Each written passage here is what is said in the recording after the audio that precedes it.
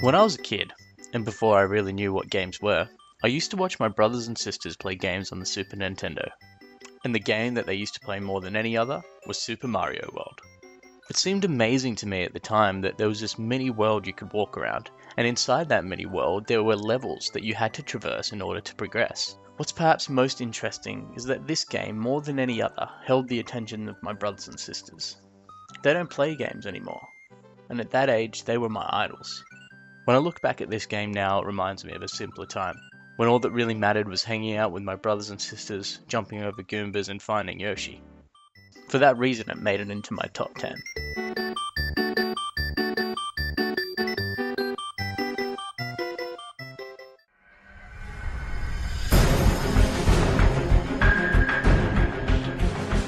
I played Call of Duty Modern Warfare so much back in the day that it makes it impossible not to put it on this list. Call of Duty 4 will forever hold a place in my gaming heart due to the amount of time I spent in multiplayer and the fun I had playing against and with my friends. Its fast-paced nature, the Modern Warfare setting, which at the time was underutilized, and not to mention the killer single-player campaign which gave us characters like Captain Price and Soap, make this one of the standout FPSs of my generation.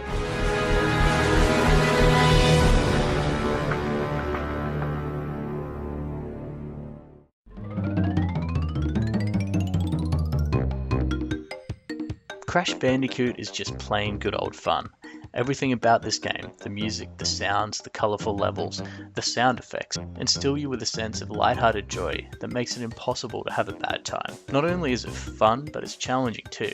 You'll be jumping and spinning your way through levels, encountering humorous bosses like Papu Papu and Ripperoo, and every so often the goalposts will be moved. Like when the level starts moving towards the screen and you're chased by the big boulder from Raiders of the Lost Ark. The Crash Bandicoot games are being lavishly remastered in 2017, so now is a great time to experience firsthand the exploits of this underrated marsupial.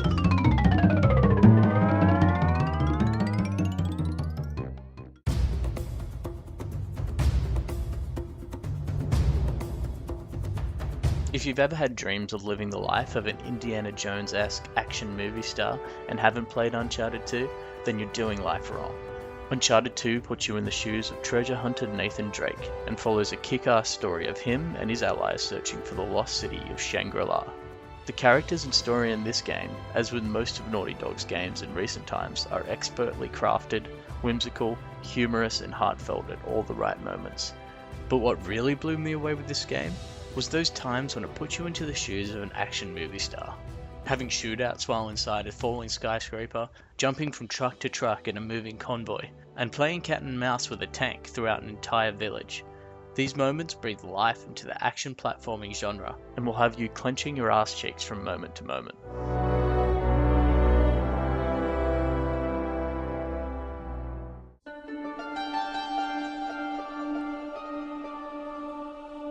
Shadow of the Colossus is one of the most beautiful games I've ever played. Not just in its art design, that desolate bleakness, but also in its exploration of human nature and questions of right versus wrong. How far would you go to save the people you love? At first glance, the game seems very simple and straightforward, but by the end you find yourself questioning your actions and what you have accomplished. The gameplay itself is also like nothing I've ever played before, or perhaps even since. There are no regular enemies, just battles with the Colossuses.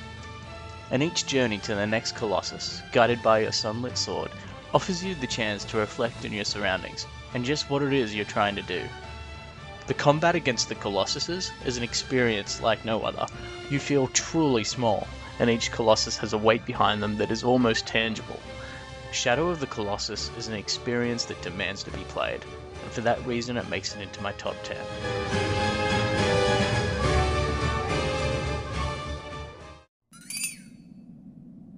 Everybody knows what the Grand Theft Auto series is, but many people may disagree over their favourite from the franchise.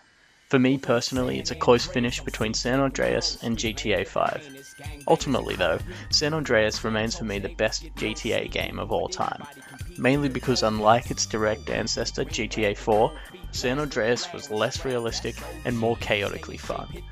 GTA was always for me about having a creatively chaotic good time. and San Andreas offered the player the most freedom to do just that.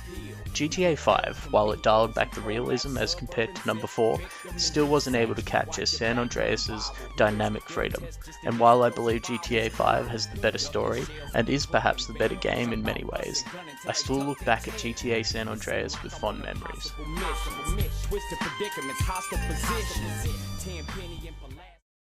So often, in open world games, I suffer from what I would call a kind of Truman effect. By this I mean that, in playing the game, it becomes apparent that everything that exists within the game world is only there so you can interact with them. Like a pop-up book that's been opened. NPCs, buildings, places, creatures are just cardboard cutouts that exist for your benefit.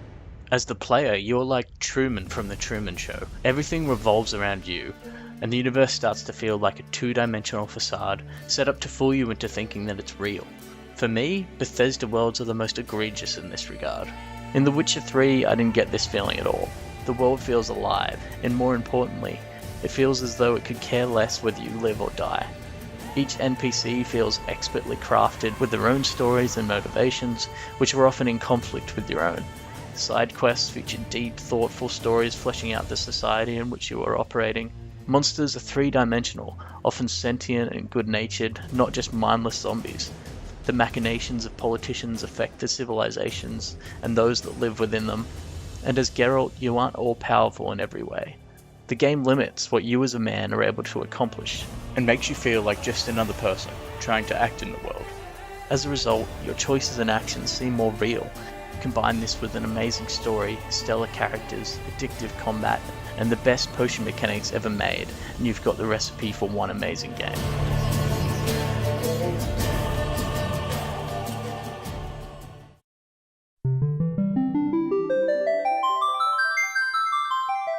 Before Final Fantasy VII, I had only really played arcade games like the Super Mario series and Alex Kidd.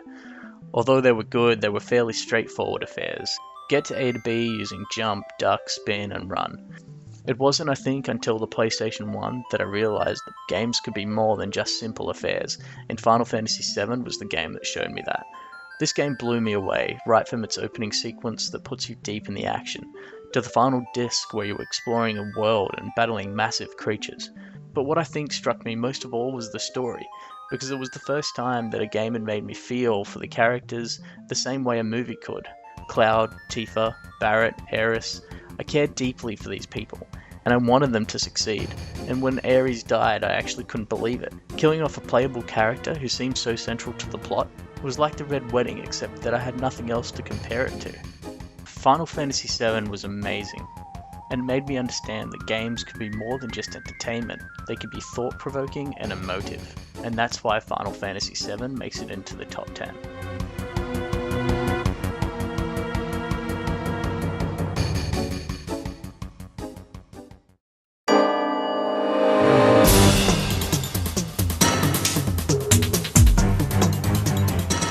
If Final Fantasy VII introduced me to the idea of story and character in video games, then Metal Gear Solid took that idea and went nuclear. There were times when, while playing Metal Gear, the game had interwoven fiction and non-fiction so seamlessly that I didn't know what was real and what wasn't.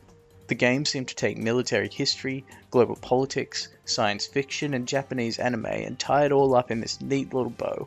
And that bow, of course, was the story of Solid Snake, a covert operative going up against a group of supernatural super soldiers known as Foxhound. Even if all that Metal Gear Solid had going for it was its engrossing story, it would probably still make this list. However, MGS packed another punch by having the best stealth gameplay I'd ever seen. While most other games were focused on battling adversaries to the death, Metal Gear Solid focused more on avoiding them, using your wits, dirty magazines, and a cardboard box. Playing Metal Gear Solid made you feel clever, but let you bust out the C4, claymores, and Nikita rocket launcher when you were feeling frisky.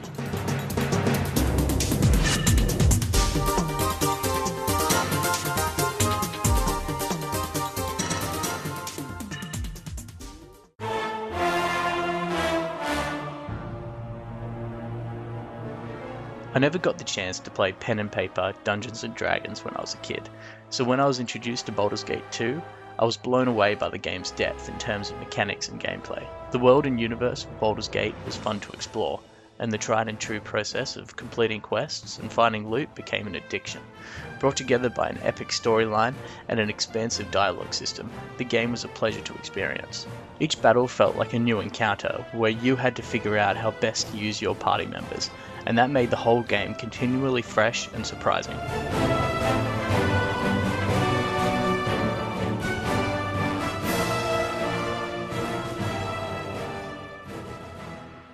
Not long after I started playing games on PC, I picked up the game Deus Ex. I had no idea what this game was about, but it had a cool looking cover, and holy shit, little did I know that what I was picking up was a game that I would later believe was one of the best games of all time. There's so much to say about this game that you just can't do it justice in a short period of time.